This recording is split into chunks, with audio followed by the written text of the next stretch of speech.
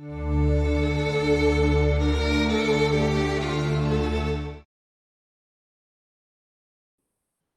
morning, good afternoon, everybody. I hope you're all well, and it's not too snowy in your part of the world. Sorry, I'm just wriggling in my chair here. Let's get straight. It's quite snowy here. I think it's starting to melt now, but we had a bit of snow. We had a power cut last night, and then we had snow this morning. So very warm welcome to Friday. It is the day after publication now for the Dark Room. As you know, I'm Sam Blake. I've just realised as I went live that I forgot to change the text that goes out with a post. So I'll be doing that a bit later. So it might not make total sense. But anyway, it is Friday. And all this week I have been talking about writing the Dark Room and the various elements that go into it. So we've looked at character, we've looked at plotting, we've looked at location. Yesterday, Simon Truman, my agent, came on board and we did a draw for the wonderful hair tile, which is going to Sally Cuthbert up in Orkney. There's the tile. Anybody who likes those or has seen posts about them. Hi Aisha, how are you? Then do check out melchambers.com, melchambers.com, her website. She's the ceramicist who has created that. And as I was saying, it's a very ancient technique that she uses that was used certainly by the Italians, was invented by the Italians in about the 5th century for cathedral floors. So they last for ages. Anyway, so that's the tile. So that's what we did yesterday. Today, I thought we'd have a little chat about covers because I am thrilled with hi Patricia, lovely to join me. Thank you so much. Lovely to see you. I love the Darkroom cover. I'm really, really delighted with it. And I just wanted to talk you through the process because a lot of people ask about how much say as an author you have in the cover. And that can vary a lot between publishers. Sometimes you have no say whatsoever, but obviously the publisher wants to make sure that as an author that you're happy with your cover, because having a grumpy author is not a great situation to be in when you're going into a publication stage. And Corvus Atlantic, who are my publishers, are amazing and have the most incredible cover designers. So what I'm going to do is show you the 5 options that we were given right back in the dark ages, which feels like ages ago now. Probably would have been 2019, maybe. I can't remember, maybe early last year. These are the cover designs that the cover designer sent over for the Dark Room. I mentioned yesterday that Simon came up with the title. The idea of the Dark Room is both the photographic Dark Room, which features in the book, because there's a photograph that's very important to the plot, and also the Dark Room of Alfie's mind. Which is where he goes as a result of stuff that's happened to him in his past, which Rachel then finds out as the story progresses. So it's publication day yesterday, and we hit Eason's #1 slot, which was fantastic, so exciting. But we need to keep up the momentum. So all your shares make such a huge difference. Thank you so much to everybody who's been sharing the various posts on my Facebook page and across all the other social platforms as well. We're trying to keep it all up. So anyway, covers, let's get back to that. Let me show you the 5 covers. I'm going to see if we can do them all together. So those were 2. We were given 5 altogether. What happens if there we go. I'm going to see if I can make that a bit bigger. Give me 1 second. I just changed the formatting on the page slightly. So I'm just going to pop in the Dark Room cover, the final one there. That's better, isn't it? So you can get an idea of the covers. So the 2 above the current cover were the first 2. There's one, we all laughed a bit at the very, very first one because it looks a bit like a slight sort of E.T. alien thing, but I think that was the sort of ghosty element. And then we've got the figure on the next one, and we've got the cover that became the eventual one very similarly. I actually really loved the one with the orange writing and the ivy around the window.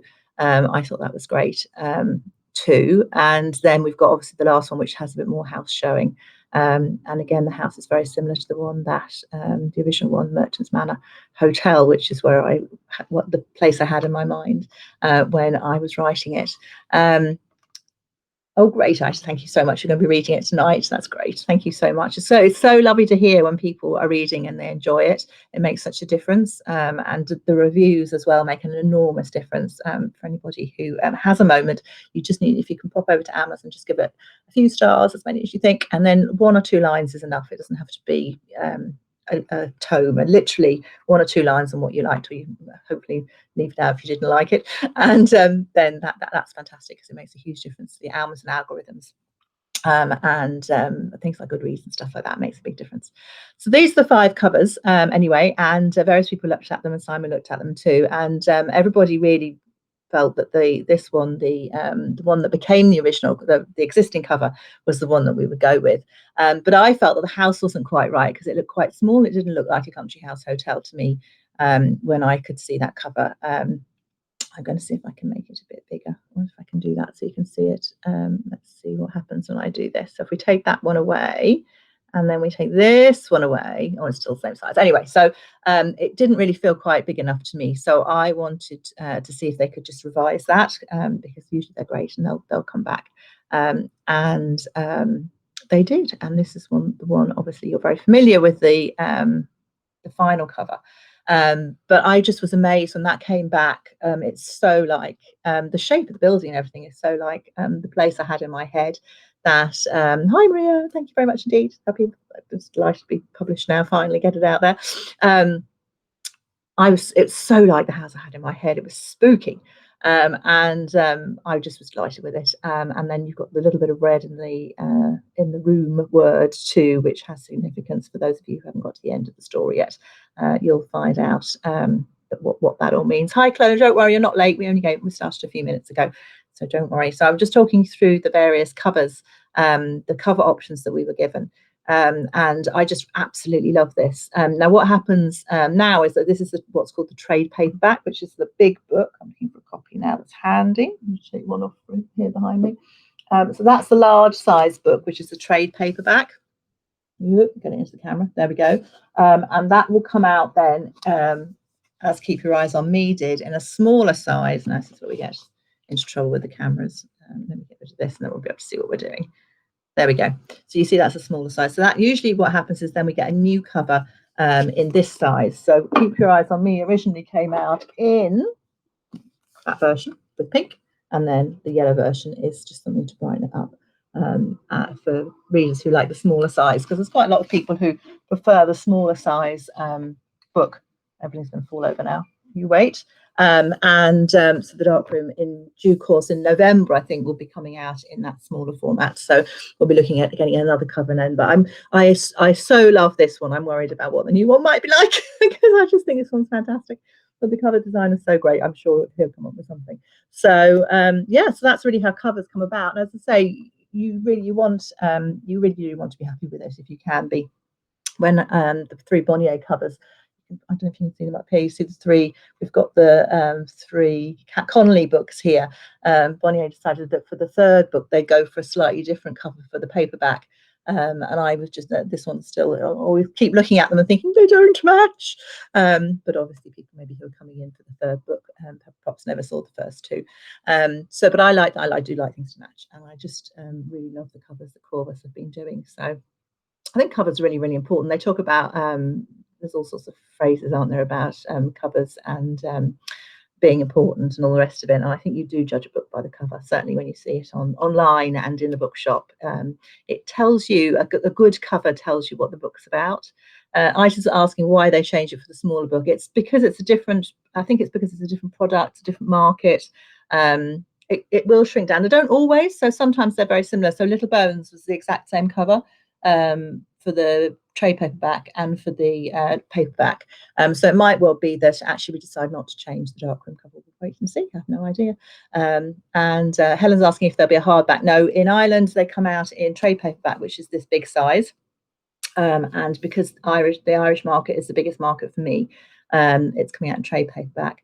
A hardback, sometimes you come out in hardback. In the UK, they don't have this size. They tend to, but this size isn't as popular, I should say, and they tend to come out. They can often come out in hardback first.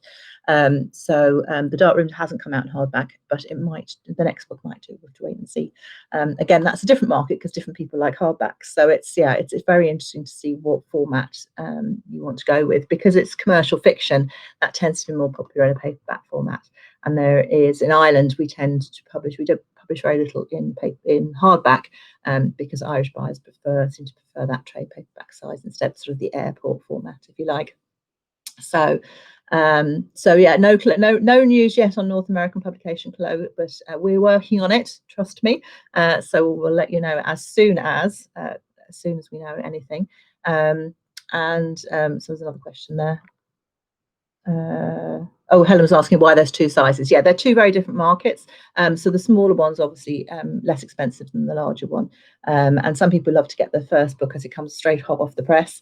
And but some people like to, to hold on until it's a smaller size. It's much more portable and it's easier to read in the smaller size. So some people do just much prefer that, and they're happy to wait for a little while. And also, obviously, a book's built up reviews and it's built up word of mouth by the time the paperback, the small size, comes out. And some people are interested in that, obviously, to make sure it's a good book before they invest their money in it. Isa's saying, will you be able to get to, yes, hopefully I'll be able to get to bookshops soon. I'm actually trying to work that out today. I'm going to contact one of the bookshops after the 18th of January. I will be able to get on the move. It's just a case of then being able to see where I can go, and then I will be able to let you know who's got the signed stock. Last time it was the Village Bookshop in Greystones, and I think they've still probably got a few signed copies of Keep Your Eyes on Me for the paperback, and but I'll be doing that again very soon for the Darkroom. So there will be a bookshop with some stock, hopefully very soon. Yes, there are different prices, Helen, because they're very, very different books. So that one I think is £12.99, isn't it? And usually this one's about £8.99, something like that. Then you can see the difference in the size there. You can see it's much smaller. It's a bit hard with the perspective, but it's much smaller, and the type's smaller too. So if anybody who's interested in like me, who wears glasses and needs larger type, the typeface in the trade paperback is much, much bigger, so it's nice and clear for anybody who's struggling a bit there. So it tends to be a good format from that perspective too. So hi Francis, lovely to have you. And Mark, hello from York. It's lovely to see you. Have you got snow there? You'll have to tell us. So it's lovely to have everybody on board.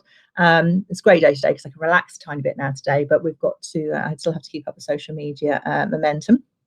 And yeah, don't worry, I'll be letting everybody know as soon as I have organised the signed copies. So we have to keep up social media momentum now because the bookshops are closed. We don't have that footfall of people going through the different stores. So it is tough for everybody.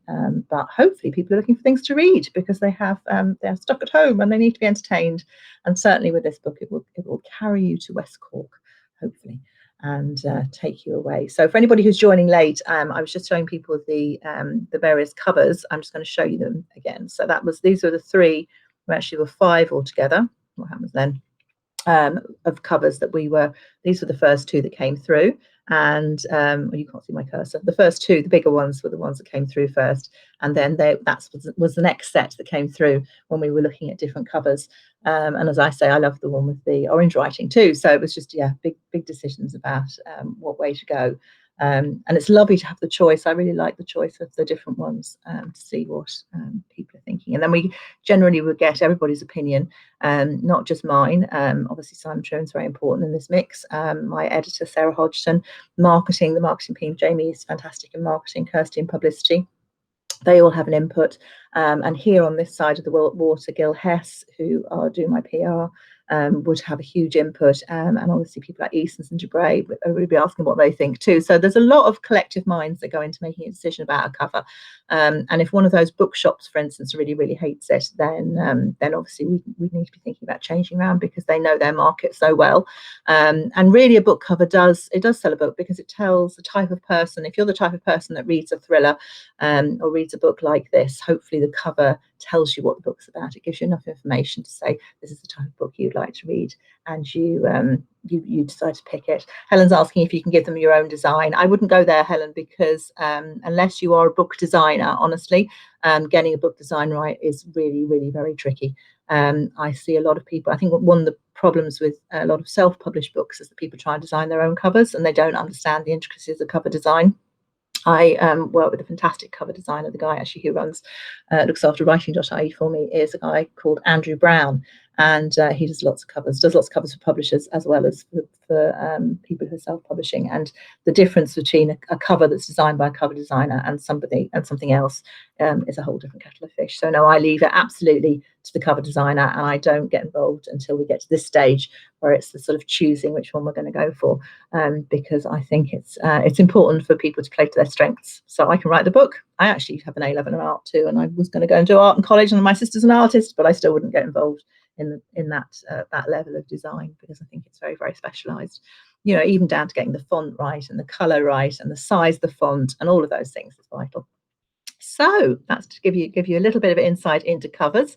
It is Friday, and I'll probably be doing some lives next week. We have got the launch on Thursday night. I'll get rid of this so you can see the launch link is coming into the comments now. And Andrea Hayes is going to be talking to Tina Barker about spooky things. Simon's going to be talking to me about the book. I'll be doing a little reading, and I think it'll be funny. I think Sarah, my publisher, will be coming along too to introduce everybody and say hello. And I think it'll be interesting. There's a very small ticket fee. That's a £3 donation to the Dublin Simon community, because obviously the book is about Alfie Bowes, who is a homeless man. And there is then there's a £5 tickets too that you can get, which is redeemable against the book. You get a code, you take it to Eason's online, and you can buy it and come straight off the book. So effectively it's free. And then if you want to do both, donate and get the book, then there's another option for that too. Hopefully, barring technical hitches, everything will go smoothly on the night. So I do hope you'll be able to join me, because it would be lovely to see you on Thursday evening. Helen's asking, do I have any more ideas for future books? Helen, I have to keep them coming. Yeah, I have a whole raft of I've just signed another 2-book contract with Corvus, and I sent them about 6 different ideas for books. And in fact, I've actually finished writing book 6 now. It's called Remember My Name. I think it's going to be book 6. Simon has it at the moment. So he'll be giving me his feedback to see if it works. And then it'll be going over to Sarah, my editor. And then I'll be starting work on book 7. It'll be, goodness me, seem to be moving along. So yeah, always have ideas. I find you always get the best ideas when you're in the middle of something else. So definitely write them down, work them up. Yeah, and I never stop writing, keep on going the whole time. So I'm working on another one at the moment. So there we go. That is the Darkroom this week in launch week. Thank you so much for joining me every day. It's been lovely to have you. I do hope you'll be able to join me at the launch. And if you can keep sharing the posts coming out of the Sam Blake page, that would be amazing. Because we're picking up, it's really a case of trying to get the news out to new readers, to people who don't know me, and to build on that base. So thank you very much indeed for joining me. I'm signing off now. I do hope you all have a fantastic weekend. Speak to you soon. Bye bye.